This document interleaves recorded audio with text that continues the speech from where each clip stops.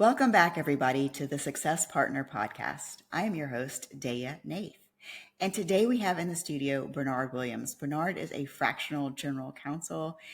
He is a business attorney. He's also a fellow Provisors member. I know we've had a few of us on the show, and I'm just delighted to have this conversation with Bernard this morning. So, good morning, Bernard. How are you doing?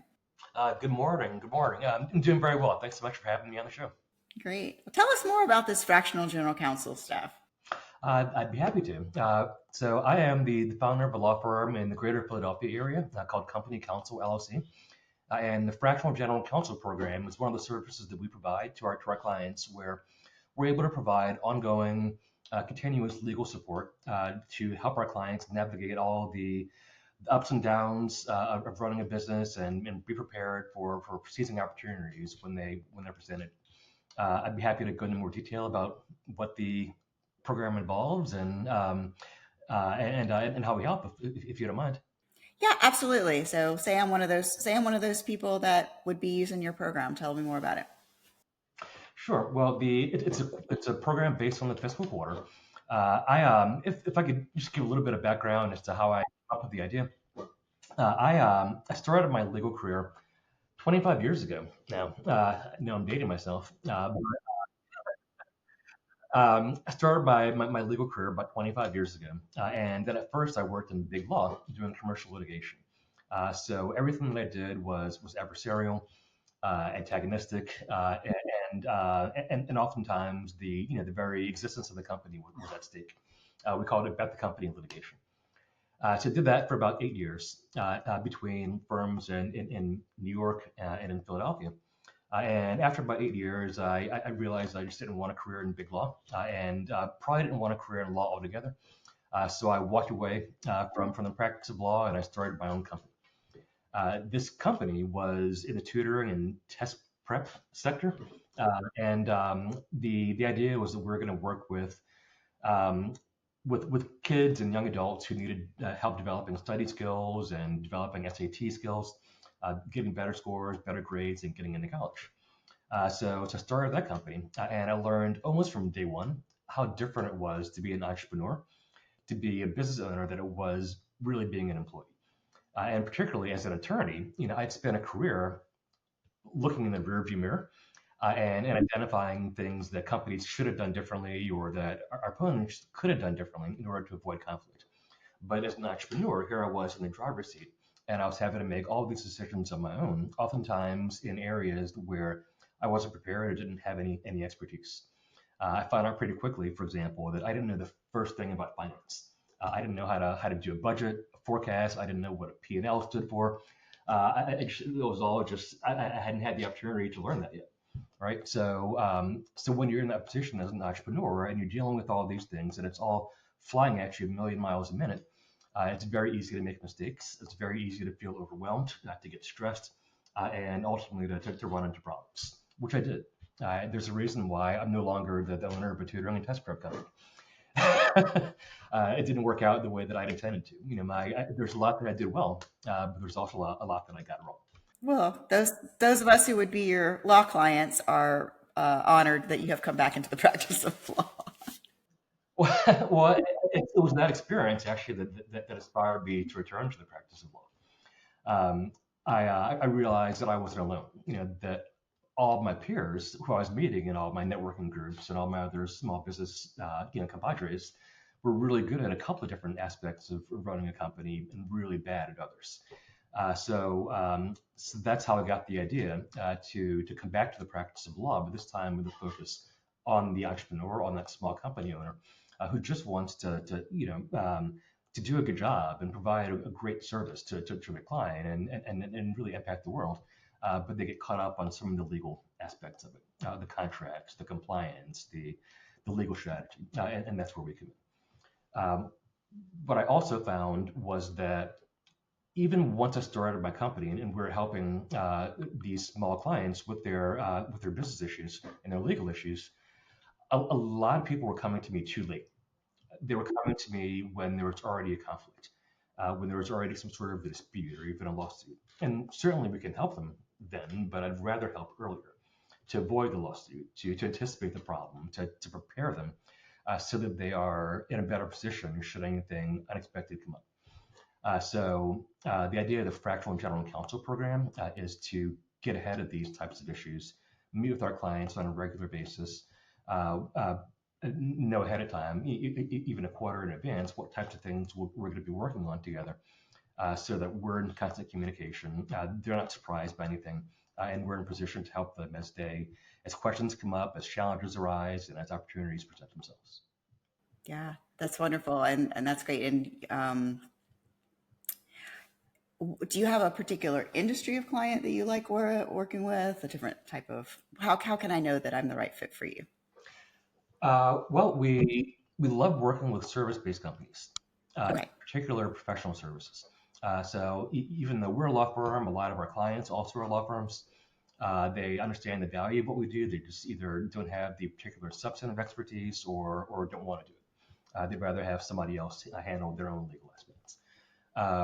Additionally, accountants, architects, doctors, dentists, really any sort of professional service practice is a great client for us. We also really love working with B Corps and any sort of company that would define itself as mission-based or purpose-driven. Mhm. We are a company that really cares about making a difference. We're driven by core values, and we really align well with companies that want to do the right thing and want to make a positive impact. That just makes it more fun for us. In addition to, we're always going to do a great job. Don't get me wrong, but if we can support a company that really wants to be on the right side of things, then that really fires us up. That's wonderful. I'm glad that B Corp thing is really getting some traction these days. Yeah, absolutely. I think it's awesome. I'm a That's big great. big fan. Oh. So as a business owner, like employment and things like that are a big issue. Do you see any topics, trends coming up in employment in your area? I think it's going to be yes, I do. I think it's going to be an interesting next several years, and certainly I don't have a crystal ball. I don't know exactly what's going to happen, but I know that I'm not talking to an AI expert, but I know that with the prevalence of AI and the increasing interest in AI and availability and Mhm. performance of AI, I think that's really going to change the workplace. I think positions will change. I think team dynamics will change, and it'll be interesting to see how the employment laws adapt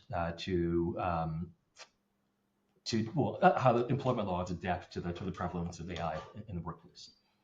That's interesting. Even though I'm in AI every day, I haven't thought of that. I've certainly thought about use policies and, of course, retraining people since that's what I've been doing, but hadn't thought about it as an impact on employment laws as the greater as a greater event. Thank you for pointing that out. Yeah, it'll be interesting to watch. And as you point out, certainly there are things happening right now that the company needs to be aware of, like use policies, for example. If First of all of our employees are using AI, it's just not a question of if. It's more a question of whether or not policies are in place so that they know how to do it and how to do it appropriately, so that they are not divulging confidential information, so that they can trust the results of any sort of searches that they're doing in generative AI. So there are certainly things happening right now that business owners want to be aware of, so that they're compliant and not expose themselves to unnecessary risk. Awesome. So you have been working on some of that. I just finished a content use policy involving AI a couple of days ago, actually. So yes, it's on the minds of a lot of people right now. Fabulous. So definitely listeners make a note of that for sure. I was just seeing another thing. I was looking at your LinkedIn, and another thing we have in common is being adjunct professors and speaking publicly. So, what kind of stuff do you tell your students? It's interesting. I When I teach, it's on the college level, and these are not necessarily they're not law students, and they're not Okay. necessarily pre-law students. Mhm. So I find that it's really interesting, explaining legal concepts to people that are not legal practitioners, Mhm. and that have no particular interest in the law, is an interesting exercise. And there are a lot of things that are about the law that are just counterintuitive. But I also find that I find myself defending the law and defending the place of law in business and in society. Uh, Mm-hmm. um, which kind of I don't know. I guess it makes me feel appreciative that we have a system that has a lot of flaws, but that allows us to engage in commerce and provides a little bit of certainty in our transactions. One of the points that I make, for example, is in contract law. We spend a lot of time talking about the meaning of clauses and how to interpret contract law and what to do when there's a dispute, and that I mean it's an entire course in law school, right? But but for a non-practitioner of law, for a regular business person, they don't see the difference between what I would create and what they would get from generative AI, or what they would buy from Staples off the shelf, or anything else, right? But what I always explain is that the value of the contract is not so much the paper itself. Mm-hmm. It's what goes into the contract, and it's the contract itself is just the memorialization of the agreement, and the agreement is where the deal term that's the deal terms. It's the reps and warranties depending on the type of transaction. It's the limitations on liability. It's all the stuff that matters, and that all needs to be negotiated, and it all needs to be done with an eye toward protecting the client and the business.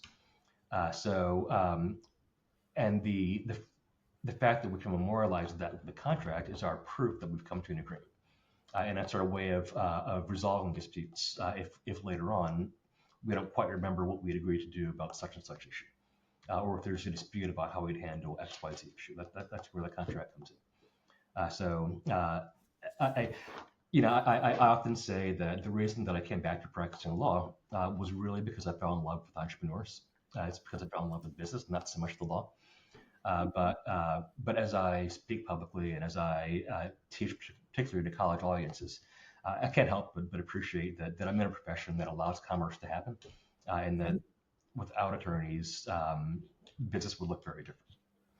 Yeah, absolutely. I myself had gone into more of a transaction and general counsel role before I had done much litigation. Mhm. And in going through litigation later on, realized how important the contracts, because that's really what we're hammering out. Well, contracts is this, and it's like, what did it mean that, and what does it mean? What is the fine print here?